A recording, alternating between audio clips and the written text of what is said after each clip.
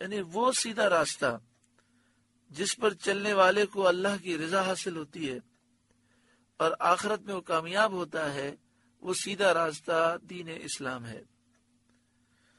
آیات کا ذکر فرمانے کے بعد یہ بتایا جاتا ہے کہ انسان 3 فرقوں میں، 3 گروہ میں منقسم ہو گئے، تقسیم ہو گئے۔ ایک وہ جنہوں نے ظاہر میں تصدیق کے حق کی اور باطن میں تکذیب کرتے رہے، وہ منافق ہیں۔ ایک گروہ یہ ہے جس نے ظاہری طور پر کلمہ پڑھا، ظاہری طور پر حضور کا نام بھی لیا، لیکن دل سے تعظیم تکریم نہیں کی، دل سے ایمان نہیں لائے، وہ منافقین ہیں۔ دوسرے وہ جنہوں نے ظاہر میں بھی تصدیق کی اور باطن میں بھی معتقد رہے، وہ مخلصین ہیں، وہ مومنین ہیں۔ ظاہر سے بھی اسلام لائے اور دل میں بھی اسلام موجود ہے۔ تیسرے وہ جنہوں نے ظاہر میں بھی تکذیب کی اور باطن میں بھی تکذیب کی، باطن میں بھی جھٹلایا اور ظاہری طور پر بھی کلمہ کفر کہا، وہ کفار ہیں۔ ان کا ذکر بالترتیب فرمایا جاتا ہے۔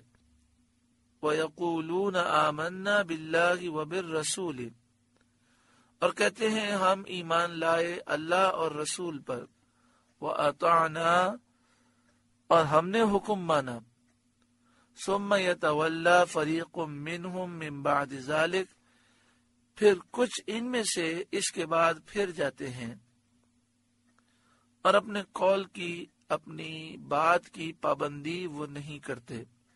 وَمَا أُولَئِكَ بِالْمُؤْمِنِينَ، اور وہ مسلمان نہیں۔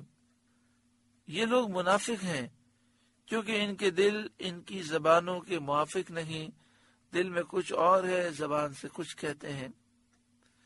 وَإِذَا دُعُوا إِلَى اللَّهِ وَرَسُولِهِ، اور جب بلائے جائیں اللہ اور اس کے رسول کی طرف، لِيَحْكُمَ بَيْنَهُمْ إِذَا فَرِيقٌ مِّنْهُمْ مُعْرِضُونَ، کہ رسول ان میں فیصلہ فرمائے تو جبھی ان کا ایک گروہ منہ پھیر جاتا ہے۔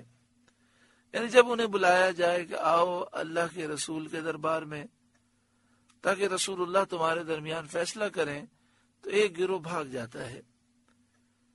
وَإِن يَكُن لَّهُمُ الْحَقُّ يَأْتُوا إِلَيْهِ مُذْعِنِينَ، اور اگر ان کے لیے فیصلہ ہو تو اس کی طرف آئیں مانتے ہوئے۔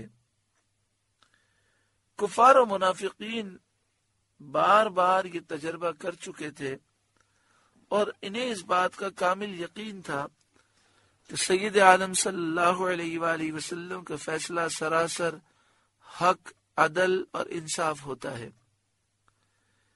اس لیے ان میں جو سچا ہوتا اور اسے معلوم ہوتا کہ فیصلہ میرے حق میں ہوگا کیونکہ میں سچا ہوں، تو وہ خواہش کرتا تھا کہ حضور صلی اللہ علیہ وآلہ وسلم اس کا فیصلہ فرمائے۔ اور جو ناحق پر ہوتا وہ جانتا تھا کہ رسول اکرم صلی اللہ علیہ وآلہ وسلم کی سچی عدالت سے وہ اپنی ناجائز مراد نہیں پا سکتا، اس لیے وہ نبی اکرم صلی اللہ علیہ وآلہ وسلم کے فیصلے سے ڈرتا تھا اور گھبراتا تھا۔ شان نزول اس آیت کریمہ کا یہ ہے کہ بشر نامی ایک منافق تھا۔ ایک زمین کے معاملے میں اس کا ایک یہودی سے جھگڑا تھا۔ یہودی جانتا تھا کہ اس معاملے میں وہ سچا ہے اور اس کو یقین تھا کہ سید عالم صلی اللہ علیہ وآلہ وسلم حق، عدل اور انصاف کا فیصلہ فرماتے ہیں۔ اس لیے اس نے خواہش کی کہ یہ مقدمہ حضور صلی اللہ علیہ وآلہ وسلم سے فیصل کرایا جائے، اس کا فیصلہ حضور کریں۔ لیکن منافق بھی جانتا تھا کہ وہ باطل پر ہے، اس کا دعویٰ غلط ہے، اور سید عالم صلی اللہ علیہ وآلہ وسلم عدل اور انصاف میں کسی کی روح رعایت نہیں فرماتے، کسی کا چہرہ دیکھ کر آپ رعایت نہیں فرماتے، جو حق ہوتا ہے وہی فیصلہ فرماتے ہیں۔ اس لیے وہ حضور صلی اللہ علیہ وآلہ وسلم کے فیصلے پر تو راضی نہ ہوا اور کعب بن اشرف یہودی سے فیصلہ کرانے پر مصر ہوا، اس نے اصرار کیا اور حضور صلی اللہ علیہ وآلہ وسلم کی نسبت کہنے لگا کہ وہ ہم پر ظلم کریں گے۔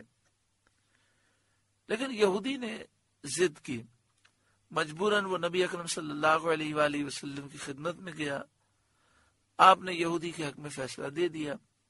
سرکار دو عالم صلی اللہ علیہ وآلہ وسلم کی بارگاہ سے نکل کر اس نے یہ کہا کہ مجھے اطمینان نہیں ہوا، میں حضرت عمر سے فیصلہ کرانا چاہتا ہوں۔ جو منافق تھا اس نے یہ جب بات کہی تو یہودی کو بڑی حیرت ہوئی۔ اس نے کہا بڑے عجیب آدمی ہو، تمہارے نبی صلی اللہ علیہ وآلہ وسلم کے فیصلے پر تم مطمئن نہیں ہو۔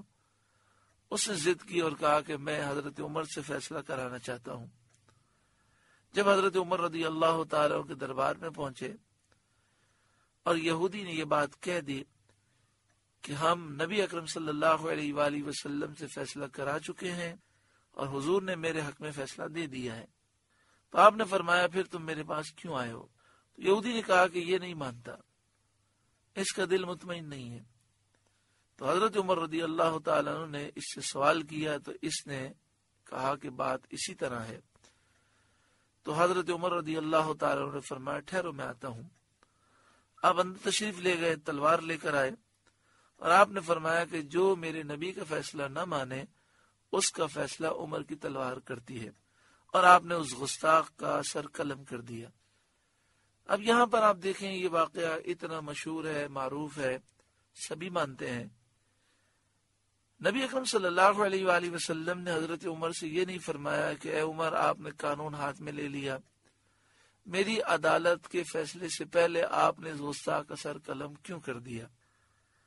اس سے معلوم ہوتا ہے کہ جو گستاخ ہو اگر اس کا سر قلم کر دیا جائے تو شرعی طور پر سر قلم کرنے والے کو کوئی سزا نہیں دی جا سکتی، بلکہ وہ تو مسلمانوں کا ہیرو ہے، اور گستاخ تو ویسے ہی واجب القتل ہے، کیونکہ نبی اکرم صلی اللہ علیہ وآلہ وسلم اور اللہ سے جنگ کرنے والا برباد ہو جاتا ہے۔